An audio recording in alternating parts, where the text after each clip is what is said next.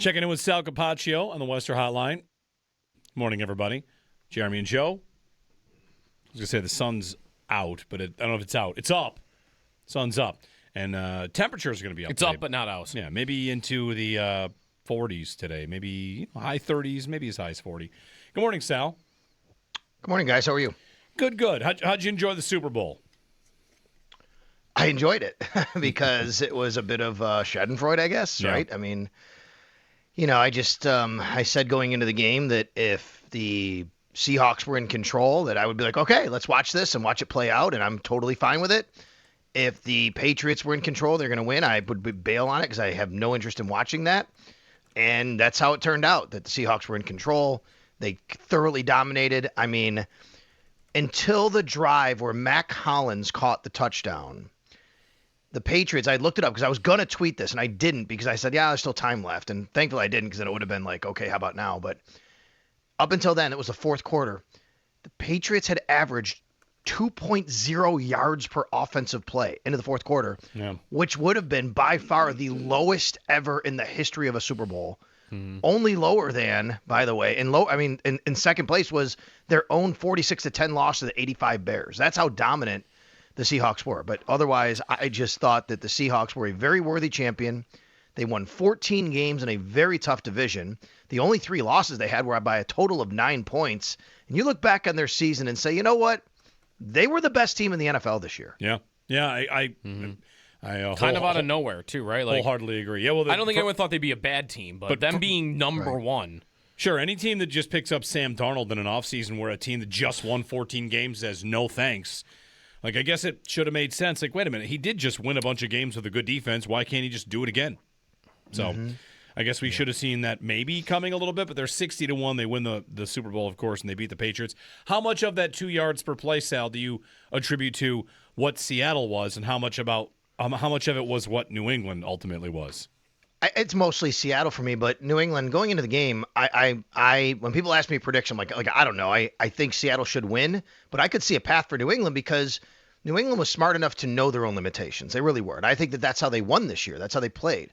I give them credit for understanding, knowing who they were. They didn't try to be a team they weren't, which was, and I always go back to, and I've referenced it a few times last couple of weeks, when they beat the Bills here in week 5, and Sean McDermott after the game said, we played the game they wanted to. It's like, what game was that? They said they wanted to muck it up, and that's how they want to play. And if I can, I'll use a hockey comparison. They're like, and I know they didn't win the championship, they're like the Devils' left wing lock, right? Which is, we're just going to play this conservative game, wait for you to make a mistake, and then we're good enough to capitalize on that. And they have a very good young quarterback. There's no doubt about that. But I think that mostly Seattle, but I will say their warts showed up, and it really showed up big time against a team like this, which is their left side of their offensive line did not hold up. There's no doubt about that. They were never a good run team anyway. They couldn't run the ball. They had some explosives this year. We saw that with Henderson, but they really couldn't run the ball that well. They don't have a true number one receiver. They have a bunch of guys. They have like an everybody eats mentality. They're very much like the Bills in that regard. But the quarterback, there has to be some discussion going on in New England about his penchant for taking sacks and turnovers. That's got to be an issue that they have to talk about going forward here. Well, especially, I mean, the sack problem has been a problem for him since he showed up, right? 21 sacks in the playoffs. I mean, it is his overall. I think there is a lot being made of how bad he was in the playoffs. He was great in the regular season, though, right? Like, I mean, oh yeah, like to me, like he is still somebody that is threatening going forward. But I also think you can point out at the same time that he was not good in the playoffs, really, in any of the games. No, that's right, Joe. I don't want to sit here and I know, like, I'm kind of like, you're here for it for the dunking on the Patriots, right? You're here for it because we're in Buffalo, and I totally get all that. But I think Drake Maye is really good, and I think he's got a very, very good future. And I'm not going to sit here and tell you he's a fraud. No, not at all.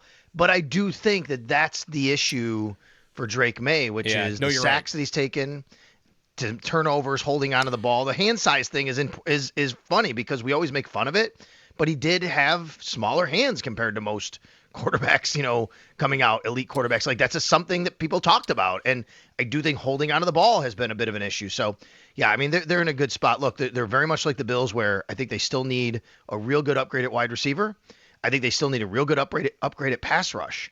The difference is they have a lot more money than the Bills, and what's going to be an interesting offseason because they haven't paid him yet, and they don't have to for one more year. 34 games, regular season and playoffs. In his career, he's taken 102 sacks.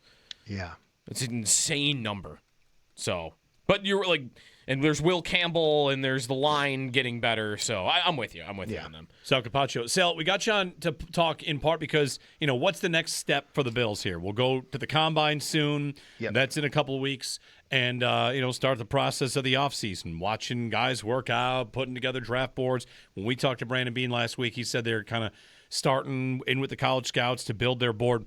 But I saw a roundtable conversation, all the heavy hitters of the Bills media talking about what could happen and are there any surprise moves on the way. And Dawkins' name came up as a potential trade candidate. I wonder, your thoughts on that as an idea, where it came from, and if there are any other high-profile, like, keep an eye out for this kind of move. Not that it's going to happen, but, it's an offseason where they did make a major change at coach, and maybe other major changes are coming as well.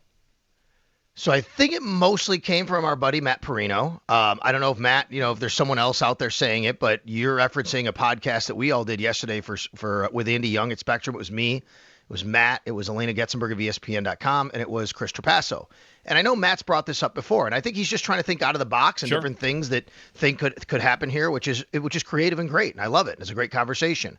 My pushback to Matt is, and it still is, I just don't think financially, it makes sense for the Bills to be able to do something like that. We're talking about moving on in any capacity from Dion, but even a trade, I mean, you're talking about you trade him before June 1st, it's a $26 million, almost $27 million cap hit.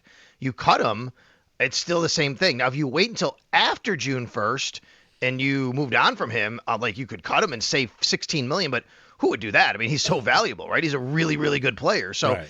I just don't think right now the Bills are in a position to do that financially. And the other part of it is, look, I mean, you want to talk about things going to happen this offseason. I think they're going to lose both McGovern and Edwards. Are you really set to lose 3/5 of your offensive line after a year in which Josh Allen was sacked more than any time in his career already?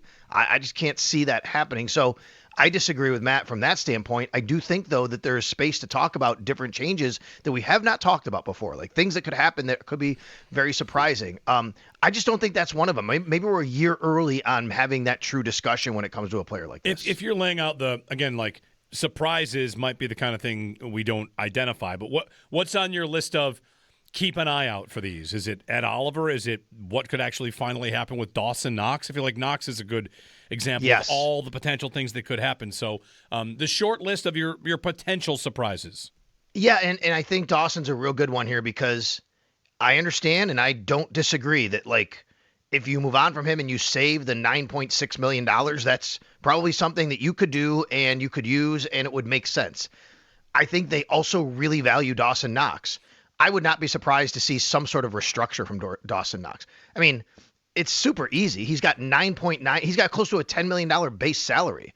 He's got 2 void years. You can restructure Dawson Knox. You could push a little money down the road, which isn't ideal. I totally get it. But you could save a lot of money just by restructuring him, and I think that they want him back on the team. Now, would it stun me if Dawson Knox, they moved on from him? I mean, think about it. Brian Daboll, who obviously was his offensive coordinator here in Buffalo, is now where? In Tennessee, where Dawson Knox is from, by the way, where he, I believe, still owns a home and his family lives. Like, could you see him playing for that team next year if the Bills were to move on? Sure. But I think before you put the cart before the horse here, what is his value to the Bills? So I wouldn't be stunned if Dawson Knox isn't on the team in 2026. It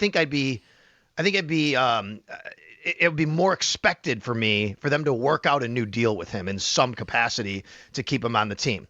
I do think around the front 7, it is interesting, and Ed Oliver's name comes up a lot. But again, you're talking about financials where what does it cost to move on from Ed Oliver? What's the dead money? $21 million. I mean, that's cutting him. Yeah. And I don't even know if you can cut. You can trade him, right? What's the trade? Let me look at him real quick. Again, $21 million. There's a lot of financial considerations here. So I think that the moves are, you're probably looking at 2 new offensive linemen because I just don't know how you're going to keep McGovern and Edwards or either of them. Cedric Van Pran Granger and Alec Anderson are probably those guys who step in.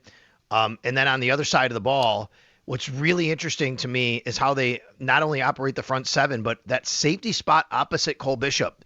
I'll ask you guys, do you think the second safety on this team is on this team right now? No. Probably not. No. So where do you get that guy from? That's going to be super interesting to me this offseason. I'll give you one more name in the secondary. I'm just playing with it at overthecap.com. Is Taron Johnson a post-June 1 candidate?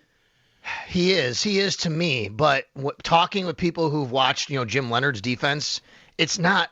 I think we have to get out of this mentality that he's just going to have 4 linebackers on the field the whole time. It's actually more of a 3-3-5. He does use they do use a nickel, a nickel corner, and Taron Johnson has been very good. Although I would say he didn't have quite the year last year. Yeah. He's obviously getting up there in age. I do think Taron Johnson is someone that they're going to really have to investigate what they want to do here because, yes, you're right. You move on from him post June 1, it's $8.6 million in savings. I always have to remind people, though, here's the trick with that. You don't get that money until after June 1st. How are you using it? You can't use it in March. I'll tell you how, because Brandon Beane and talking about the deadline saying they couldn't get teams to take a cap hit for guys they wanted to trade for. Like any post-June 1 cut sale, like I wonder if the GM would go to the year thinking, I want room at the deadline because I've been hamstrung by not having it. So, if I get 8.6 after June 1, great, because I need 8.6 on October 23rd. Yeah, and then you spread out his cap hit of you'd be taking about a little over $4 million each of the next 2 years in dead cap money, which you could absorb. Oh, yeah. But I think that they're in such a bit of a crunch financially that having money available for free agency has to be, priority how they're thinking. But sure, I totally get it. Like you could make that move and say, look, he's a little older, didn't have quite the year last year. We could save some money going forward here. I think that would be interesting. I'm looking at Tre'Davious White. What happens with him? He had a good year last year, right? I mean, like you could probably sign him back to a pretty minimal deal. I think that he would love to be back in Buffalo, knowing what he feels about the city, about the organization. You have Max Hairston there. Is he ready for that full-time role? Yeah, maybe. But it could be another competition between those two. I wouldn't be opposed to that. Sal Capaccio on the Wester Hotline, of course.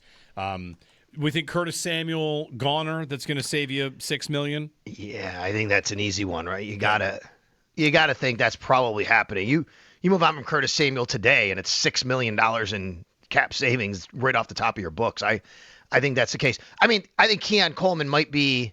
This is something we talked about on the pod yesterday with everybody, which is.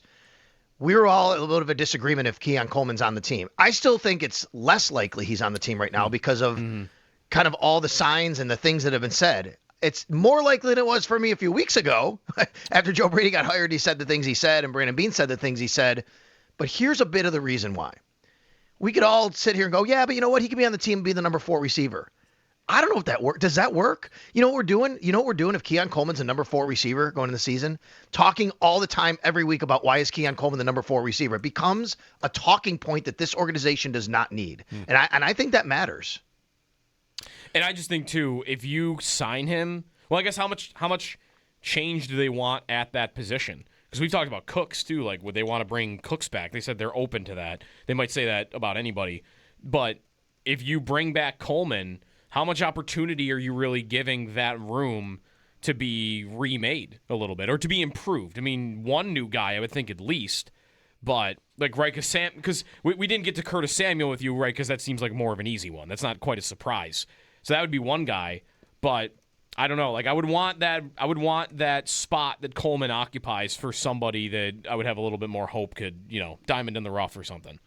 Yeah, for sure. I think that there's 2 parts of it, Joe. It's the it's the talent and opportunity and all that you're talking about. It's obviously the stuff off the field. Like, has that been corrected? The tardiness, the things that we've talked about, right? Like they could sit here all they want and they can and believe, okay, he's going to mature. Well, until we see it in practice, put to application, I say, and then you can go to training camp. He could look great. It doesn't matter. But what happens if you're 3 weeks into the year and you're like, yeah, it's not working out again? It becomes an issue again that you're talking about. And you're like, how did we get here again? And I just don't know if that works for everybody. I got one more name for you. I'm like, we're kind of talking with Sal here about surprises, which I guess if we're talking about them, they wouldn't be that surprising. But, I'm at the site, like, well, could you save with a trade or a cut?